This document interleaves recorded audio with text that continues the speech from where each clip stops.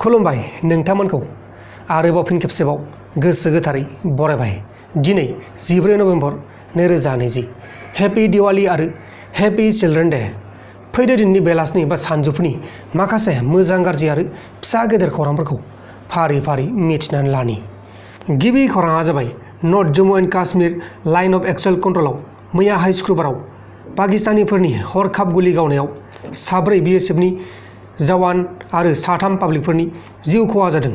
जिउ गोमानाय BSF जवानफोरनि सासेया साब इन्सपेक्टरमोन होननानै खौराङाव फोसावनाय जादों। लोगोसे त्रिपुरायाव BSF आरो पुलिसआ जयै लोगो नांनानै गासै 1 लाखनिबो बांसिन गान्जा बिफां एबा दंफां दानफायदों। गुबुन फारसेथिं बिटिसि उदालगुरि जिल्लानि कालाइगावनि सिङाव थानाय मोदायबारि समस्तियाव BPFनि प्रेसिडेन्ट हाग्रामा महिलारिया BPF पार्टिया सरकार दायोब्ला सरकारि हायाव थानाय गासिबोनि थाखायनो हा पाट्टा होगोन होननानै बिथाङा रादाय होदों। दानिया फैदो गुबुन खौराङाव। गुबुन खौराङा जाबाय इन्डियान आर्मिफोरा शुक्रबाराव पाकिस्तानिफोरा 4 BSF आरो 3 पाब्लिक गावथारनायनि फिन बै दिनावनो आक्रमण खालामफिननायाव 7-8 जनसो पाकिस्तानी आर्मिफोरा थैदों आरो 10-12 जनसो जखम जादों होननानै बुंदों।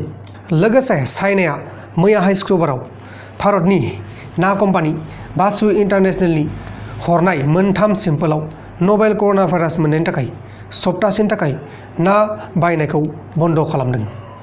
गुबुन खौराङा जाबाय बिहारनि चिफ मिनिस्टार नीतीश कुमारा गावनि रेजिगनेसनखौ गभर्नर फागु चौहाननि सिगाङाव शुक्रबाराव गथायबाय।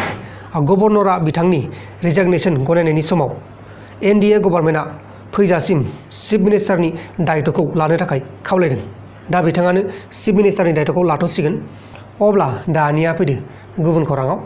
गुबुन खौराङा जाबाय USनि बारग' प्रेसिडेन्ट बराक ओबामाया गावनि गोदान बिजाब ए प्रमिस लेन्डआव इन्डियानि बारग' prime minister doctor Manmohan Singh आरो कंग्रेस पार्टिनि बारग' प्रेसिडेन्ट राहुल गान्धीनि सायाव गावनि साननायखौ लिरदों। लोगोसे पाकिस्ताननि गुलि गावनायजों धुबरी आरो क'क्राझार सिमानि गेजेराव थानाय मेदापारा गामिनि भारतीय रौनिया बिथां हरधन चन्द्र रयआ अबथिरा जिउ गोमानांगौ जाबाय बा रुंसारि जाबाय। बिथाङा 2001 मायथाइयाव रौनिया बिफानाव जयेन जादोंमोन। गुबुन खौराङा जाबाय भारतनि मुंदांखा बारग' क्रिकेट गेलेग्रा सचिन तेन्दुलकार बिथाङा आसामनि करिमगन्ज जिल्लानि हस्पिटालाव माखासे गोनां बेसाद दान खालामदों आरो हस्पिटालनि मानसिफोरा बिथांनि दान हरनायखौ रोजा रोजा साबायखर जासिहरदों। दानिया फैदो जोबथारनाय खौराङाव। जोबथारनाय खौरां जाहैबाय आसाम पुलिसनि CIDआ उन्दै थाखोनि थाखाय होनाय फ्रि मेट्रिक स्कलारशिप स्किमनि खौथि रां जाख्ल'नाय केसआव इउसुफ आली आरो सुकुमुद्दिन मुंनि 2 सुबुंखौ मैयाहाय एरेस्ट खालामदों आरो दा बिसोर 2खौ गोख्रों साजा होनाय जासिगोन। जेरैबायदि साजा मोननांगौ बैबायदि साजा होनाय जासिगोन। लोगोफोर, दिनैनि बेलासिनि रादाबफोरा बेखिनिल'मोन। जुदि नोंथांमोनहा आंनि बे भिडिअखौ मोजां मोनदों अब्ला भिडिअखौ शेयार खालाम नोंथांनि लोगोनो।